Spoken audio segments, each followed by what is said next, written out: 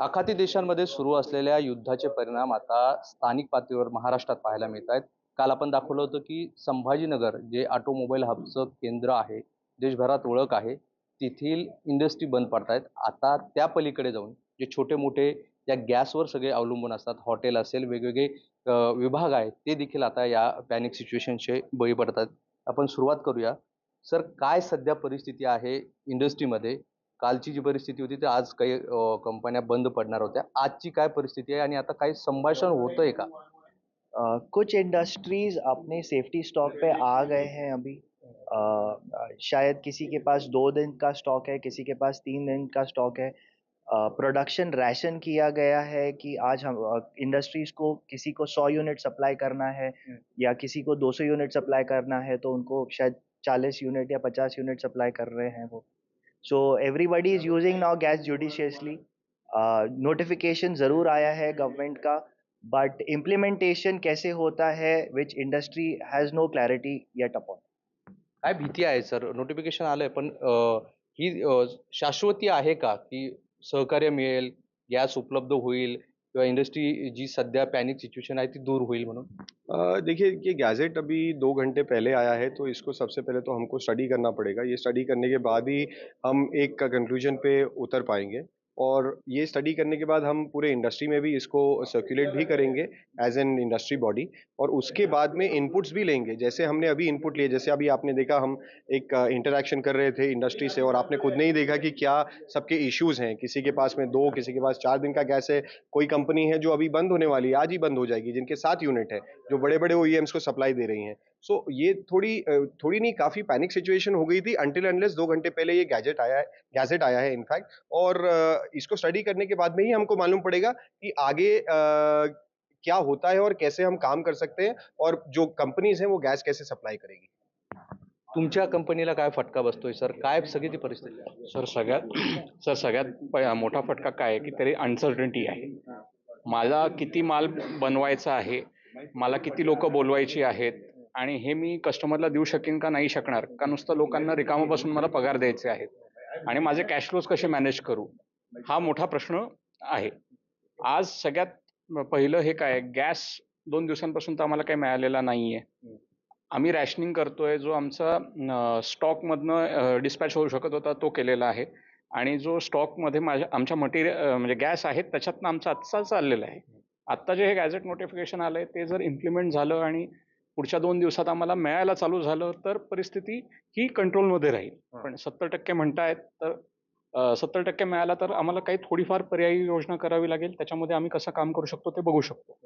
पण जोपर्यंत अनसर्टन्टी आहे आत्ताची, तोपर्यंत त्याचा इफेक्ट आमच्यावर जास्ती आहे. तुमचं किती काय हे आहे मॅन्युफॅक्चरिंग, आणि किती लोकांचं जॉब आहे की ज्यांच्यावर आता ही सगळी टांगती तलवार आहे? आम्ही ऑटो कॉम्पोनंट, ऑटो ॲन्सिलरी बनवतो, आणि आम्ही साधारणतः अराउंड 1000 परिवार आमच्यावरती डिपेंडेंट आहेत. पावडर कोटिंग आम्ही करतो त्याचं, आणि बाकीचं जे आम्ही करतो ह्याच्यावर 1001 परिवार ते आमच्यावर निर्भर आहेत. फक्त इंडस्ट्री नाही, हॉटेल व्यवसायांना पण याचा फटका बसलाय. सर, काय परिस्थिती आहे? कारण मी स्वतः सकाळी हॉटेलमध्ये गेलो होतो, तर आज संध्याकाळी हॉटेल बंद करावं लागेल अशी काही ठिकाणी सिच्युएशन आहे. तुमच्याकडे काय माहिती आहे? आपकी बात बिल्कुल सही है। जिसके पास जितना स्टॉक है उस हिसाब से वो अपने किचन को ऑन रख सकता है।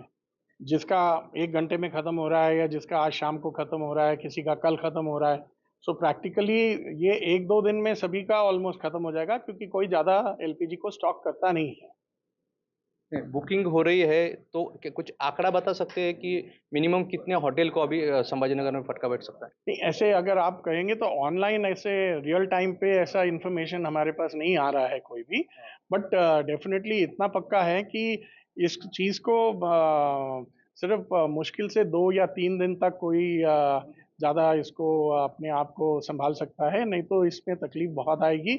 और जैसे कई लोगों ने आपको जिक्र भी किया कि ये कोविड से भी ज़्यादा भयंकर ऐसा इफ़ेक्ट हो जाएगा। और प्लीज़ अंडरस्टैंड करिए, किसी भी चीज़ को बंद होने में समय नहीं लगता है, पर उसको चालू करने में जो वापस एक एफ़र्ट जाता है और उसको समय जाता है, वो बहुत ज़्यादा जाता है। अब हमारे पास से अगर हम समझो कि किसी होटल ने या किसी रेस्टोरेंट ने अपना स्टाफ को मना किया कि भाई अब काम नहीं है, कल से नहीं आना है। अब वो अपने अगर गाँव चले जाते हैं तो उनको दोबारा आने के लिए कितना समय लगेगा और वो आएँगे कि नहीं आएँगे? जैसे कोविड के टाइम पे आपने देखा, कोविड के बाद बहुत सारा आपको ह्यूमन रिसोर्स में क्रंच आया था बिकॉज़ कई लोग अपने विलेजेस से बाहर निकलना ही नहीं चाहते थे। सो एक कंफर्ट लेवल उनको मिल जाता है। जब ये कंफर्ट लेवल किसी को मिल जाता है, तो बाद में उस इकोनॉमिक एक्टिविटी को रीस्टार्ट करने के लिए बहुत ज़्यादा एफर्ट और टाइम लगता है। और वैसे ही हमें अब जैसे जीआर की बात हो रही थी कि सरकार ने कहा है कि राशनिंग किया है कि 80% मिनिमम सप्लाई चालू रहे जो पिछले 6 मंथ्स का एवरेज कंजम्पशन है। पर ग्राउंड रियलिटी क्या रहती है, कितना जल्द वो ट्रांसलेट होता है यहाँ के डीलर और सप्लायर पे, वो भी ज़रूरी है। क्योंकि अगर बंद होने के वक़्त तो वो मिनटों में बंद हो गया है, बट चालू करने में उनको अब ये जीआर का इफेक्ट लाने के लिए वो कितना टाइम लगाते हैं डीलर और सप्लायर, ये देखना जरूरी है। हीच परिस्थिती उद्योजकांमध्ये आहे, कारण एकदा बंद पडलं तर ते चालू करण्यासाठी बऱ्याच अडचणी येतात. खूप म्हणजे जर बंद झालं तर आम्हाला फक्त म्हणजे माणसं तर हे एक मोठं हे आहे. पण आमचे जे फर्नेसेस आणि हे आहेत, त्यांना टेम्परेचर घ्यायला त्याचं परत ते सगळं स्टेबिलिटी यायला सुद्धा वेळ लागतो. म्हणजे असं आपलं गाडीत पेट्रोल संपलं आणि पेट्रोल भरल्यावर गाडी परत चालू होते, तशी नाही परिस्थिती ह्याच्यात. ह्याच्यात आम्हाला जास्ती मेहनत घ्यावी लागते, की ते काही डॅमेज नाही झालेलं आहे ना बघायला. सर, तुम्ही जी मीटिंग घेत होता तिथे स्टील कंपन्यांचे काही लोक सहभागी झाले होते. स्टील कंपन्यांमध्ये काय परिस्थिती, कारण जालन्यासारखा आपला मराठवाड्यात मोठा भाग आहे जिथे स्टील तयार होतो आणि साहजिकच तिथे गॅसचा मोठा वापर देखील होतो. सर बेसिकली वो डिफरेंट टेक्नोलॉजी भी यूज़ करते हैं, इलेक्ट्रिक और कोल की भी टेक्नोलॉजी यूज़ करते हैं। लेकिन जो हमको आंकड़ा समझ में आया है स्टील इंडस्ट्री से जालना से, वो करीब 8 टन पर डे के हिसाब से है। तो वो जो समझ में आया है वो इतना ज़्यादा नहीं है जितना कि automobile, auto component, pharmaceutical companies और जो फूड प्रोसेसिंग, जो कंटिन्यूस प्रोसेस इंडस्ट्रीज भी हैं, उनमें सबसे ज़्यादा बड़ा इशू आया। अ, आता काय तुम्ही बैठकीमध्ये बैठक झाली, पण आता पुढे काय करायचं, म्हणजे आता याबाबत सरकारशी बोलणं सुरू आहे. फायनली काय होईल असं वाटतंय, म्हणजे काही अपेक्षा आहे?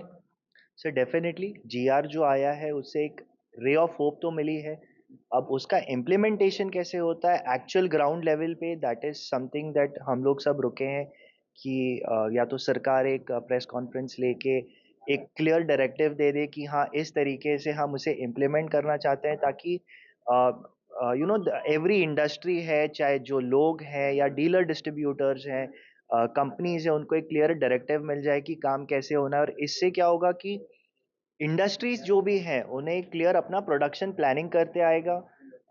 प्रोडक्शन प्लान होगा तो there will be no disruption in the cycle and smoothly एक प्रोसेस चलता रहेगा जिनके कंटिन्यूस इंडस्ट्रीज हैं उनके भी। नक्कीच. कालपासून हा सगळा गोंधळाचं वातावरण निर्माण झालं होतं. सरकारने आता जी आर काढलाय, मात्र जी आरमध्ये पण अजूनही संभ्रम आहे. नेमकं कशा पद्धतीने हे पुढे जाईल याची अजून कोणतीही शाश्वती नाही आहे. मात्र सगळ्याच क्षेत्रांना ज्यांच्या गॅसशी संबंधित आहे ते सगळे हातबल झालेले आहे आणि जर असंच राहिलं तर अर्थव्यवस्थेला देखील याचा फटका बसेल आणि ही सगळी इंडस्ट्री, म्हणजे ती हॉटेल असेल, कंपन्या असतील, हे सगळं ठप्प होईल. आणि धक्कादायक आणि चिंतेची बाब ही आहे की ही जे सुरू आहे, एकदा बंद झालं तर ते सुरू करण्यासाठी ज्या गोष्टी लागतात त्या खूप अडचणीच्या आहे आणि हाच धोका या सगळ्या इंडस्ट्रींच्या मनात आहे. आता सरकार काय निर्णय घेतं हे पाहणं महत्त्वाचं असणार आहे आणि जी आरमधून खरंच यावर काही मार्ग निघतो का हे देखील पाहणं तेवढंच महत्त्वाचं असणार आहे. व्हिडिओ जर्नलिस्ट राहुल चव्हाणसह मोहसिन शेख, NDTV, छत्रपती संभाजी.